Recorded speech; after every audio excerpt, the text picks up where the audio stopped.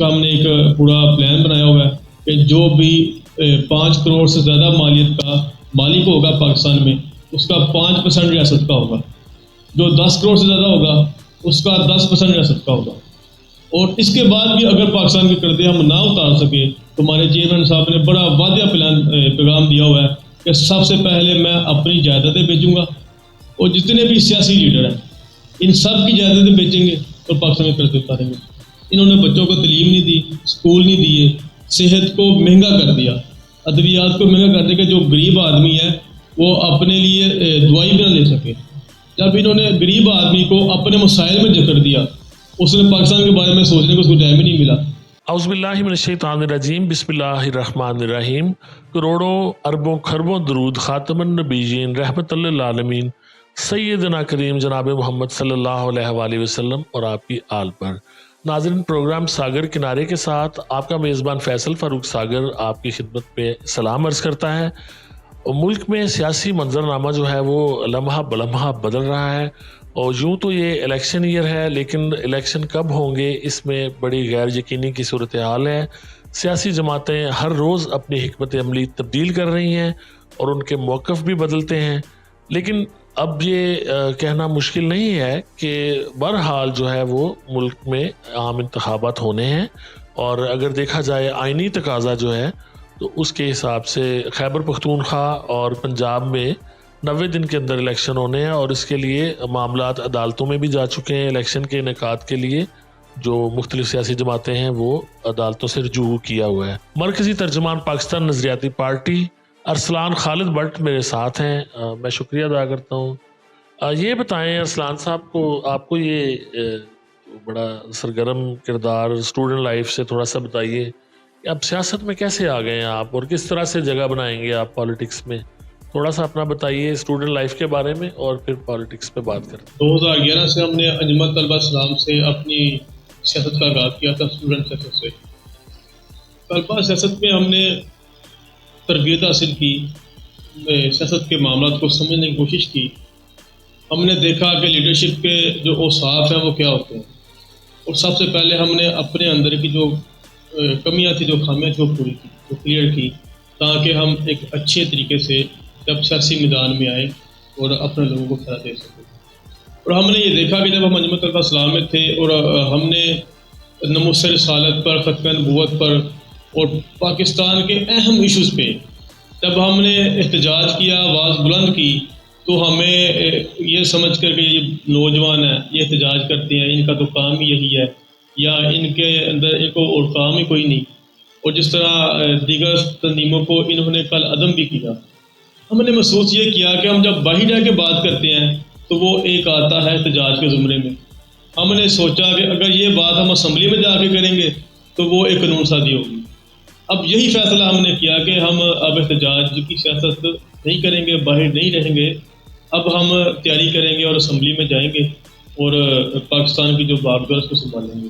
اچھا، کیا مقاصد ہے آپ کی پارٹی کے؟ پاکستان نظریاتی پارٹی، اس کا نام سے تو لگتا ہے کہ بڑا کوئی اس کا خاص نظریے پہ قائم ہوئی ہوگی، تو کیا منشور ہے آپ کا؟ کیا کرنا چاہتے ہیں آپ پاکستان میں؟ ہم سب سے پہلے تو پاکستان میں ناموس رسالت اور ختم نبوت، جس پہ یہ آئے دن ڈاکہ زنیاں ہوتی رہتی ہیں، ہم اس کے لیے ایسا قانون بنانا چاہ رہے ہیں کہ یہ جو چھیڑ چھاڑ والا ستنا ختم ہو جائے۔ اس کے لیے مگر اس میں ہمارے جو سیاستدان ادھر موجود ہیں ان کے اندر اتنی گرفت نہیں ہے تو وہ اس پہ عمل درآمد کروا سکیں، اس کے حوالے سے مضبوط موقف دے سکیں۔ اب ہمارے پاکستان کے سب سے اہم مسئلہ ہے قرضے کا۔ پاکستان چونکہ قرضیہ تمام ملکوں کا، اور ان کی جب یہ اسلام کے خلاف جب وہ بکواس کرتے ہیں تو ہماری جو سیاستدان ہیں وہ خاموش رہتے ہیں، اس وجہ سے کہ ہماری وہ ہم ان کے قرضے ہیں۔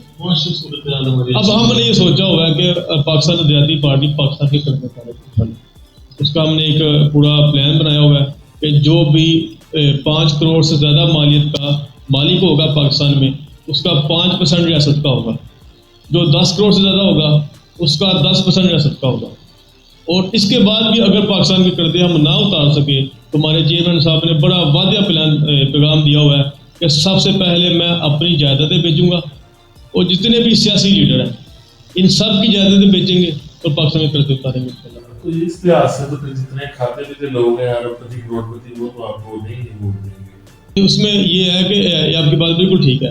جب ایٹمی قوت بننا تھا نا پاکستان میں تب ہمارے لوگوں نے پاکستان کی ماؤں بہنوں نے ہر چیز پہ کمپرومائز کیا.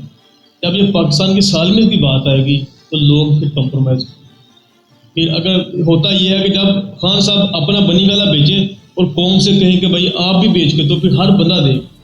جب ہم اپنا بیچتے نہیں وہ قوم سے کھینچتے ہیں وہ بھی چھوٹے طبقے سے.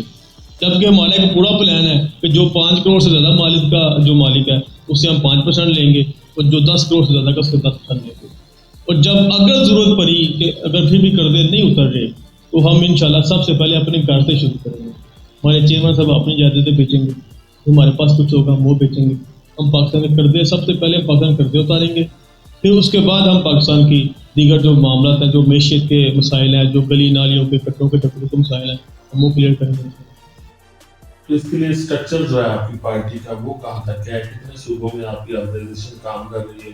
الحمدللہ یہ پاکستان نظریاتی پارٹی پاکستان کی واحد سیاسی پارٹی ہے جس کو بنے ابھی 1 سال ہوا ہے اور 1 سال میں پورے پاکستان کے تمام ضلع میں ہماری کیبنٹ موجود ہے, ہماری تنظیم سازی کا عمل موجود ہے. اب ہم اگلے مراحل میں ہیں کہ اب ہم امیدوار کھڑے کرتے ہیں تمام حلقوں میں, کیونکہ صوبائی الیکشن اناؤنس ہو چکے ہوئے تھے تو بنا ریزالو ہو چکی ہیں KPK میں پنجاب میں.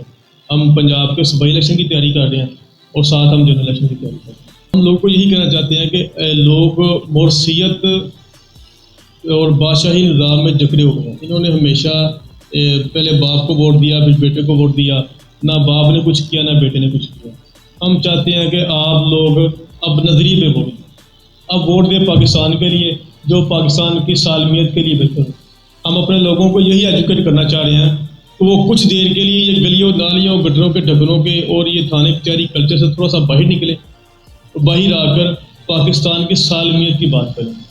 اگر یہ سمجھتے ہیں یہ جتنے بھی لیڈر موجود ہیں یہ پاکستان کے قرضے اتار سکتے ہیں, ان کے پاس کوئی ایسا پلان ہے تو ہم سے شیئر کریں. ہمارے پاس پلان ہے, ہم وہ پلان لے کے آئے ہیں کہ ہم پاکستان کے قرضے اتاریں گے. ہمارے پاس منصوبہ ہے, ہمارے منصوبے کو آپ آزمانے کی ضرورت میں آئیں اور ہمیں موقع دیں. میں یہ سمجھتا ہوں کہ جو مرثیت ہے وہ تو جگیدرا نظام ہو گیا اور ماشاء اللہ بادشاہی نظام ہو گیا. اب پاکستان میں جو اصل جو عوام تھی جس کو حکومت کرنی چاہیے جس کو موقع ہی نہیں دیا گیا, غریب کے بچے کو پڑھنے نہیں دیا گیا, انہوں نے تعلیم ہی نہیں دی کہ غریب کا بچہ پڑھ کے, جب غریب بندے کو انہوں نے روٹی سے باہر نہیں نکلنے دیا, پھر روٹی سے باہر نکلے گا تو پاکستان کے لیے سوچے گا. انہوں نے بچوں کو تعلیم نہیں دی, اسکول نہیں دیے, صحت کو مہنگا کر دیا, ادویات کو مہنگا کر دیا کہ جو غریب آدمی ہے وہ اپنے لیے دوائی بھی نہ لے سکے. جب انہوں نے غریب آدمی کو اپنے مسائل میں جکڑ دیا, اس نے پاکستان کے بارے میں سوچنے کو اس کو ٹائم ہی نہیں ملا. جب یہ غریب لوگوں کا بچے جب پڑھ کے جب تعلیم دیں گے غریب کے بچوں کو, وہ سیاست کریں گے, ان میں سے کوئی جج بنے گا, کوئی وکیل بنے گا, کوئی بیوروکریٹس بنے گا, کوئی DCO بنے گا, کوئی CPO بنے گا, تب پاکستان کے حالات ٹھیک ہوں گے. اب آپ دیکھیں, میں اب اگر اس میں میرے جو لوگ ہیں پاکستان کے اگر اختلاف نہ کریں, اب جو چودھری لوگ ہیں وہ ایک پیلی بیچتے ہیں بچہ پڑھا لیتے ہیں, دوسری پیلی بیچتے ہیں بچہ لگوا لیتے ہیں, اس کے بعد وہ پورے کر لیتے ہیں. اب غریب کا بچہ تو میٹرک نہیں کراس کرتا, غریب کے بچے کو جو ان کی بچی ہیں ان کو تعلیم میسر ہی نہیں ہوتی, تو وہ اگر میٹرک کر بھی لے اوکھے سوکھے ہو گئے وہ آگے پڑھ نہیں سکتے. کالج دور ہے جی, کالج جا نہیں سکتے. اگر کالج جانا ہے گورنمنٹ کالج بھی ہے, اس کی فیسیں اس کے کرائے اتنے آنے جانے کے افورڈ نہیں کر سکتے. اب ہم چاہتے ہیں کہ ہم غریب کے بچے کو تعلیم دیں گے, ایک ساتھ نظام میں تعلیم لائیں گے. اس میں ہمارا بڑا کھلا سا اس پہ ہمارا موقف ہے کہ تمام بیوروکریٹس, تمام MNA, تمام MPL, ان پہ یہ لازم کیا جائے گا کہ ان کے جو بچے ہیں وہ گورنمنٹ اسکولوں میں پڑھیں. اگر ہمارا ایک بھی بندہ اسمبلی میں گیا ہم یہ قرارداد پیش کریں گے کہ جتنے بھی بیوروکریٹس ہیں, جتنے بھی MP ہیں, جتنے بھی MNAs ہیں, ان کے بچے گورنمنٹ اسکول میں تعلیم حاصل کریں. جب ان کے بچے گورنمنٹ اسکول میں کنورٹ ہوں گے تو تعلیم کا نظام بہتر ہو جائے گا. اب ایسے نہیں ہو سکتا کہ MNA صاحب کا بچہ لندن میں پڑھ رہا ہے اور غریب کا بچہ گورنمنٹ اسکول میں پڑھ رہا ہے چٹائیوں میں بیٹھ کے, نظام بہتر نہیں ہو سکتا. جب تک MNA صاحب کے یا MPA صاحب کے یا بیوروکریٹس کے یا جرنیلوں کے بچے جب تک گورنمنٹ اسکولوں میں نہیں آئیں گے نظام بہتر نہیں ہوگا. یہ وضاحت کر دیجیے کہ کیا یہ آپ کی پارٹی نوجوانوں کی پارٹی ہے؟ اور کتنے پرسنٹ آپ نوجوانوں کو موقع دیں گے اگر الیکشن میں آپ؟ اچھا، پاکستان نظریاتی پارٹی جو ہے نا وہ نوجوانوں کی ہم یہ اس طرح کہتے ہیں کہ اس کو بنایا نوجوانوں نے. یہ خالصتاً پہلی سیاسی پارٹی ہے جس کو بنایا ہی نوجوانوں نے، جس کا مرکزی چیئرمین صاحب جو ہیں ہمارے جو سربراہ پارٹی کے، وہ 27 سالہ نوجوان، 1996 کی ان کی پیدائش ہے. تو ہاں، اس میں یہ نہیں ہے کہ کوئی اور بندہ آ نہیں سکتا، بزرگ چھوٹے بڑے سیاسی بات ہے اور پاکستان کے لیے کرنا ہے، ہر بندہ اس میں شمولیت اختیار کر سکتا ہے، مگر یہ بنائی نوجوانوں نے. اس والے سے یہ ہے خالصاً یہ نوجوانوں کی جماعت ہے. رہی بات ٹکٹوں کی، وہ ہمارا پلان ہے کہ ہم 80 سے 70% جو ہے نا ٹکٹیں نوجوانوں کو دیں گے، ینگسٹر کو دیں گے، اور 70 میں بھی ہمارا یہ پلان ہے کہ ہم چھوٹے گھروں کو دیں گے، موٹر سائیکل والوں کو ہم دیں گے ٹکٹیں، تاکہ وہ موٹر صحت کو شٹ اپ کر دے سکیں. میں شکرگزار ہوں آپ کے ایک بناؤ پہ نظر کرتے ہیں. اسلام خالد بٹ پاکستان نظریاتی پارٹی اس کے جو ہیں مرکزی ترجمان ہیں. آپ نے ان کے خیالات سنے اور ان کی جو پارٹی ہے اس میں معیشت اور تعلیم کو انہوں نے اپنے منشور میں بڑی فوقیت دی ہے. نئی پارٹی ہے، 1 سال ہوا ہے اس کو قائم ہوئے، الیکشن کمیشن میں رجسٹرڈ ہے، الیکشن میں حصہ لینا چاہتے ہیں. آپ کی آراء کا میں منتظر رہوں گا اور ان کے انٹرویو کے بارے میں، ان کے خیالات کے بارے میں بھی آپ کا فیڈ بیک ہمیں چاہیے ہوگا. بہت شکریہ. فیصل فاروق ساگر کو اجازت دیجیے. اللہ حافظ.